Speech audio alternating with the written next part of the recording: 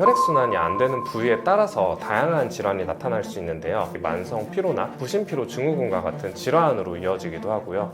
혈관을 나쁘게 하거나 염증을 유발하는 식품은 나쁘다고 생각을 하시면 됩니다. 대표적으로 두 가지를 말씀드릴 건데, 첫 번째는 트랜스 지방이 많이 든 음식입니다. 두 번째는 인데요. 심장에 좋은 음식 알려드릴게요. 제가 아침에 많이 먹는 음식인데 토마토 그리고 입니다. 심장을 좋게 만드는 운동은 심장병에는 어떤 종류가 있나요? 심장병이라는 말은 심장이라는 우리 몸에 위치한 핵심적인 장기에 발생하는 다양한 질환을 포괄하는 넓은 범위의 질환이라고 생각하시면 됩니다. 그래서 심장병이에요 이렇게 진단을 하진 않고요. 흔하게 볼 수 있는 질환은 대표적으로 부정맥이 있으실 것 같아요. 심장이 두근거리거나 불규칙하게 뛰면서 이런 것들 때문에 굉장히 좀 불편하고 또 정서적으로 불안해지거나 공황까지 이어지기도 하거든요. 이런 부정맥 말고도 심장에 위치한 혈관 을 관상동맥이라고 하는데, 심장 혈관에 문제가 생긴 질환을 관상동맥 질환이라고 합니다. 또 심장은 4개의 방으로 구성되어 있어요. 그래서 이 방끼리 서로 혈액을 내뿜어주는 밸브가 있는데 이걸 판막이라고 하거든요. 이 판막에도 질환이 생길 수 있습니다. 그런 것들을 심장 판막 질환이라고 부르게 되고요. 또 심장이 하는 기능 자체가 떨어져서 혈액순환을 제대로 시키지 못하는 것을 심부전이라고 하고요. 또 심장에는 강력한 근육이 있어요. 심장이 혼자 수축을 하고 이완을 하는 게 아니라 심장을 둘러싸고 있는 근육을 심근이라고 하는데, 이런 심근에도 병이 생길 수 있습니다. 그걸 심근병증이라고 해요. 마지막으로는 심장은 막으로 둘러싸여 있습니다. 이 막에도 염증이 생기는 등 여러 가지 질환이 생길 수 있는데, 이런 것들을 심장막 질환이라고 하고요. 이런 여러 가지 질환들을 모두 포함하는 개념이 바로 심장병이라고 생각하시면 됩니다. 심장이 약해지면 나타나는 증상들이 있나요? 심장은 기본적으로 혈액순환을 하는 장기예요. 깨끗한 혈액을 전신에 분포시켜서 우리가 활동을 하고 에너지를 사용할 수 있게 도와주는 장기인데요. 즉, 심장이 약해진다는 뜻은 혈액순환이 잘 되지 않는다는 뜻입니다. 그래서 혈액순환이 안 되는 부위에 따라서 다양한 질환이 나타날 수 있는데요. 대표적으로는 심장이 약해지면 호흡이 좀 어려울 수 있습니다. 호흡을 적당한 깊이로 들이마셨다가 내쉬는 식으로 호흡을 하게 되는데, 심장이 약해지게 되면 숨을 굉장히 가쁘게 쉬게 돼요. 마치 공황장애가 있을 때처럼 가슴으로 호흡을 하는 흉측호흡을 굉장히 여러 번 자주 강하게 하게 되고요. 이런 호흡 조절이 잘 되지 않다 보니까 밤중에도 편안하게 호흡을 하지 못해서 수면에 방해가 되기도 합니다. 두 번째로는 부종인데요. 특히 여성분들이 하루 종일 앉아 계시거나 아니면 서 계시는 분들이 밤만 되면 종아리가 땡땡 붓는 분들이 계시죠. 이런 것들도 심장이 약해지는 신호입니다.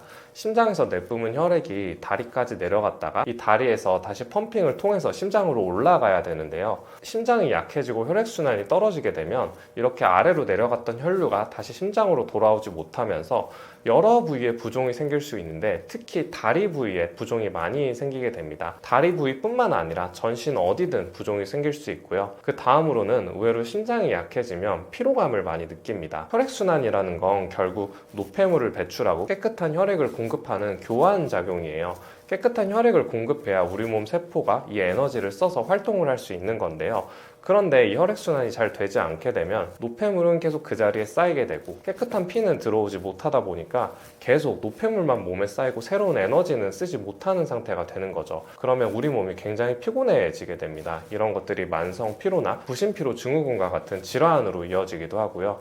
또 의외로 위장으로 가는 혈액량이 줄게 되면 소화도 잘 되지 않습니다. 소화가 되지 않는 원인은 굉장히 여러 가지가 있는데, 기본적으로 우리가 음식물을 먹고 나서 이 음식물들을 분해해서 영양소로 흡수하는 과정에 굉장히 많은 에너지가 필요하거든요. 그런데 위장간으로 혈류 공급이 떨어지게 되면 이런 소화를 하는 위장의 기능까지 떨어지는 만성 소화불량을 유발할 수 있습니다. 이처럼 심장이 약해졌을 때 나타나는 증상은 어느 부위에 문제가 생겼느냐에 따라서 굉장히 다양하게 나타날 수 있습니다. 심장을 나쁘게 하는 식습관에는 무엇이 있나요? 우선 기본적으로 혈관을 나쁘게 하거나 염증을 유발하는 식품은 나쁘다고 생각을 하시면 됩니다. 예를 들면 지나치게 기름진 음식을 먹게 되면 이런 기름진 음식이 혈관에 쌓이면서 혈관을 좁게 만들고요. 이 혈관이 좁아지다 보면 여기에 염증이 발생하면서 혈관이 딱딱해지는 동맥경화증이 일어나고, 동맥경화증이 무서운 이유는 이것이 뇌혈류가 막히게 되면 뇌졸중으로 이어지게 되고요. 심장에서 혈류가 막히게 되면 심근경색으로 이어지게 됩니다. 이런 심근경색이나 뇌졸중은 생명에 치명적일 수 있는 질환이기 때문에 이런 음식들이 나쁘다고 하는 건데요. 오늘은 대표적으로 두 가지를 말씀드릴 건데, 첫 번째는 트랜스 지방이 많이 든 음식입니다. 트랜스 지방이 많이 든 음식은 여러분들이 좋아하는 음식들을 많이 생각해 보시면 되세요. 아침에 흔하게 먹는 빵, 케이크, 밀가루, 면류, 과자, 이런 초가공 식품들에 트랜스 지방이 굉장히 많이 들어가 있습니다. 이런 트랜스 지방은 몸 안에 들어왔을 때 LDL이라고 하는 나쁜 콜레스테롤 수치를 높이고, 또 반면에 HDL이라고 하는 좋은 콜레스테롤 수치를 낮추거든요. 이런 음식들이 지속적으로 혈관에 쌓이게 되면 위에서 말씀드린 대로 혈관에 염증이 쌓이게 되고, 이런 것들은 심장병의 발병 위험을 높일 수 있습니다. 두 번째는 가공육인데요. 무조건 고기가 심장에 나쁜 것은 절대 아니고요. 단백질은 좋은 단백질을 섭취하면 심장 건강에 오히려 굉장히 좋습니다. 그런데 가공육이라고 하면 쉽게 생각하면 뭐 부대찌개 같은 데 들어간 햄이나 소세지 같은 거 생각하시면 되세요. 여기에 문제점은 일단 기본적으로 들어가는 고기의 퀄리티가 좋지 않은 경우가 굉장히 많고요.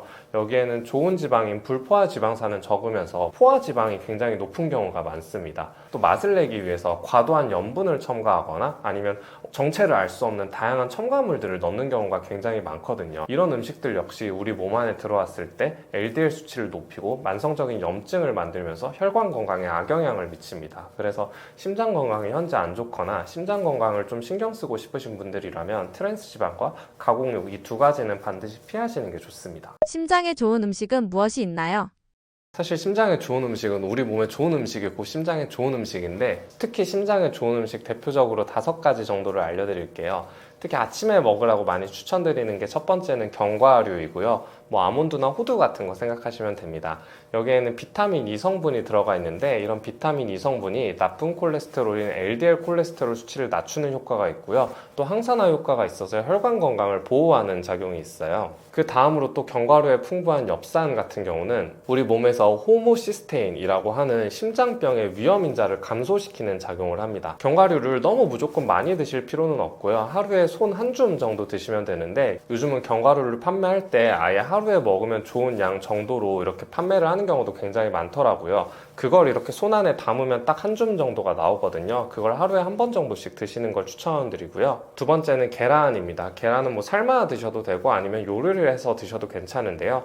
기본적으로 계란은 단백질도 풍부하고 비타민 B12도 풍부합니다. 이런 성분들은 면역력을 강화시키고 심장병 위험인자였던 호모시스테인을 감소시키는 작용이 있고요. 또 콜레스테롤 대사를 돕는다고 알려진 레시틴을 함유하고 있어서 하루에 1개에서 2개 정도 드시면 좋고요. 세 번째로는 살코기와 콩을 추천드리는데요. 즉 이 두 가지 음식은 단백질을 섭취하기 위함입니다. 또 고기 부위를 고를 때도 기본적으로 껍질이나 내장 같은 곳에는 몸에 좋지 않은 포화지방이 많기 때문에 피하시고, 닭가슴살과 같은 살코기가 풍부한 질이 좋은 단백질을 섭취하시는 게 좋고요. 또 콩을 추천드리는 이유는 콩에 들어있는 엽산이나 이소플라본과 같은 성분들이 혈압을 낮추는 작용이 있어서 혈관 건강에 이롭기 때문입니다. 또 네 번째는 등푸른 생선인데요. 대표적으로는 고등어가 있겠죠. 이런 등푸른 생선에는 몸에 좋다고 알려진 오메가3가 굉장히 풍부하게 있습니다. 오메가3를 적당량 섭취하게 되면 몸에 나쁜 지방인 중성 지방을 낮추면서 혈액순환에 도움을 주는데요. 등푸른 생선 100g에 한 4g 정도의 오메가3가 들어가 있다고 알려져 있습니다. 그래서 이것도 너무 많이 드실 필요는 없고 한 일주일에 2번 정도, 한 번 드실 때 1개에서 2토막 정도 드시면 가장 적당하고요. 다섯 번째는 제가 아침에 많이 먹는 음식인데 토마토 그리고 잡곡입니다. 토마토는 기본적으로 항산화 성분이 굉장히 풍부한데 대표적으로 라이코펜이라는 성분이 있어요. 이런 항산화 성분을 적당하게 섭취하게 되면 혈관이 노화되는 것을 방지해서 혈액순환 개선을 할 수 있고요. 요즘 탄수화물이 좋지 않다는 건 모두들 알고 계시는데, 이 탄수화물은 2가지 종류가 있습니다. 단순 탄수화물, 복합 탄수화물 2가지거든요. 우리가 나쁘다고 하는 정제당, 초가공 식품에 들어있는 탄수화물들은 주로 단순 탄수화물에 속하고요. 현미를 비롯한 다양한 잡곡 같은 경우는 단순 탄수화물이 아니라 복합 탄수화물에 속합니다. 이런 복합 탄수화물을 적당량 섭취하면 혈압, 혈당, 콜레스테롤 관리를 하는데 도움이 돼서 심장 건강을 좋게 만들 수 있거든요. 그래서 심장을 좋게 만드는 음식이 여러 가지가 있는데 대표적으로 이렇게 5가지 정도를 많이 추천드리고 있습니다. 심장을 강화시키는 운동이나 방법들이 있나요?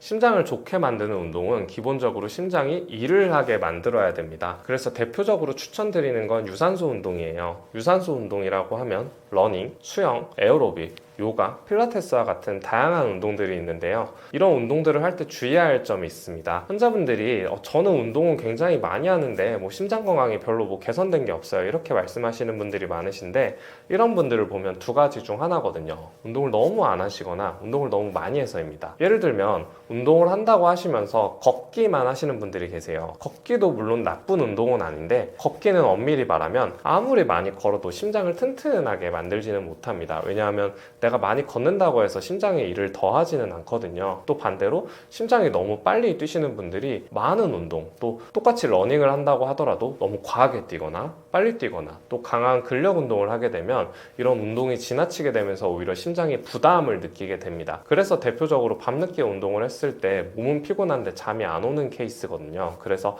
적당한 강도의 유산소 운동을 하는 게 심장 건강에 제일 좋은데요. 그럼 적당한 강도란 무엇인가 하면 세계보건기구에서 지정한 건강을 위한 운동 정도로는 일주일에 3회에서 5회 총 150분 이상 운동을 하면서 중강도 운동을 하라고 나와 있는데요. 이때 중강도 운동이란 쉽게 표현하면 약간 숨이 차고 헐떡거리면서 땀이 나는데 옆 사람과 대화는 가능한 정도라고 생각하시면 됩니다. 이 정도면 여러분이 운동하셨던 경험 속에서 어떤 정도의 강도인지 감이 오실 거예요. 막 너무 숨을 헐떡이면서 대화도 못할 정도로 힘들고 완전히 탈진된 상태는 너무 강하게 운동을 하는 것이고요. 땀도 하나도 안 나고 숨도 그냥 평상시처럼 똑같이 쉬고 있으면 너무 약한 운동을 하고 있는 것입니다. 그래서 어떤 운동을 하든 상관은 없어요. 유산소 운동 중에서 본인이 좋아하는 것을 이런 두 사이에, 너무 약한 것과 강한 강도 사이에 적당한 강도를 찾아서 운동을 꾸준히 하시는 걸 추천드립니다. 걷기는 도움이 되지 않는다고 말씀하셨는데 파워워킹과 같은 운동법은 심장 건강에 도움이 되나요? 기본적으로 그런 운동은 걷기보다는 강한 운동이니까 당연히 도움이 되겠죠. 그래서 걷기 자체가 나쁘다는 뜻이 아니라 걷기만 하지 말고 걸으면서 약간 슬로우 조깅이나 러닝이나 파워워킹이나 이런 걸 섞어서 하셔도 괜찮습니다. 실제로 심장질환이 있으셨던 분들을 다시 재활 운동을 시킬 때 이분들한테 운동을 바로 시키는 게 좀 어렵다 보니까 계속 뛰게 하는 게 아니라 뛰기와 걷기 혹은 파워워킹과 걷기를 같이 합쳐서 운동을 하기도 하거든요. 그래서 단순히 걷지만 말고 여러 가지 운동이나 방법들을 좀 섞어서 어느 정도 자극이 오게끔 운동을 하면 그런 방법들이 심장 건강에 도움이 된다고 생각하시면 될 것 같습니다. 제가 건강에 관련해서 인터뷰를 할 때마다 말씀드리는 건데, 사실 건강이라는 건 내가 생각만 하는 게 아니라 실천을 해야 되거든요. 오늘 말씀드린 여러 가지 생활 습관, 수면, 운동하는 거, 다이어트, 자율신경 질환, 또 비타민 C까지 이런 것들을 사실 듣기만 하면 여러분의 몸이 바뀌지 않습니다. 이 중에서 이걸 다 할 수는 없고요. 사람마다 본인이 가지고 있는 체력이나 상황이나 여건이 다르니까요. 그런데 예를 들면 나는 피로감이 심한데 비타민 같은 거 한 번도 안 먹어봤어, 이런 분들은 비타민 C를 한번 드셔보시면 좋겠고요. 또 나는 평상시에 물만 먹어도 살이 찌는 체질이야, 그래서 다이어트를 해도 소용이 없어 라고 생각하셨던 분들도 오늘 영상을 보시고 체질을 바꿀 수 있는 여러 가지 식단이나 운동에 대해서 조금씩이라도 실천을 해보시면 좋습니다. 이게 한 번에 잘할 수는 없어요. 이건 누구나 마찬가지거든요. 운동을 처음 하시는 분들이 운동을 시작하지 못하게 되는 경우가 제가 보니까, 운동을 한다고 하면 막 거창하게 막 장비를 많이 사고 또 준비를 많이 하고 어찌 배워서 해야 되고 이렇게 완벽하게 잘 안 되는 거거든요. 그런데 운동이 별게 아니라 어떤 연구에서도 나가서 뛰거나 수영하거나 이런 게 어려우면 집에서 집안일이라도 좀 해라, 이런 연구도 있었어요. 집에서 가만히 있으면 운동이 안 되고 집에서 청소라도 좀 하고 빨래도 하고 이렇게 움직이면 그것도 운동이 좀 되고, 이렇게 움직이는 사람이 아예 안 움직이는 사람보다는 건강하다라는 연구였거든요. 이런 식으로 조금씩 실천을 하면 사람 몸이 바뀌어가게 됩니다. 그리고 인체는 항상성이라는 게 있어서 하루아침에 바뀌는 게 아니라 점진적으로 습관화하면서 바뀌게 돼요. 이렇게 습관화하는 기간은 최소한 3개월 이상의 시간이 필요합니다. 당장 뭘 했다고 해서 내 몸에 큰 변화가 나타나지 않는다고 이게 의미가 없는 게 아니거든요. 그래서 오늘 알려드린 여러 가지 방법들을 스스로 꼭 해보셨으면 좋겠고요. 오늘 여러 가지 건강 상식에 대해서 최대한 일반인 분들이 알기 쉽게 비유적인 표현을 많이 들어가면서 설명을 해드리려고 노력을 했는데 이해가 잘 되셨을지 모르겠습니다. 제가 유튜브 채널을 운영하고 있는데 제가 오늘 설명을 드리면서 하면서 최대한 어려운 내용은 좀 빼고 일반인 분들도 건강에 대해서 이해하기 쉽게 비유적인 표현을 많이 들어서 설명을 해드렸는데요. 제가 따로 유튜브 채널을 운영하고 있는데 여기서는 조금 더 딥한 이야기들, 정확한 생리학적인 기전이라던가 질환이라던가 치료법 이런 것들에 대해서 다루고 있으니까 이런 좀 표면적인 이야기를 넘어서서 건강에 대해서 조금 더 깊게 이해하고 싶으신 분들은 저희 채널에 오셔서 여러 가지 영상들을 통해서 공부를 해보시면 더 건강이 증진되는 데 도움이 되지 않을까 싶습니다. 궁금하신 점이 있으시다면 댓글로 남겨주시면 제가 보고 답변을 드릴 테니까 얼마든지 남겨주시고요. 고정 댓글에 제 채널을 남겨둘 테니 건강에 대한 더 깊은 공부가 필요하신 분들은 제 채널에 오셔서 영상을 보셔도 좋을 것 같습니다. 오늘 영상을 시청해주셔서 대단히 감사합니다.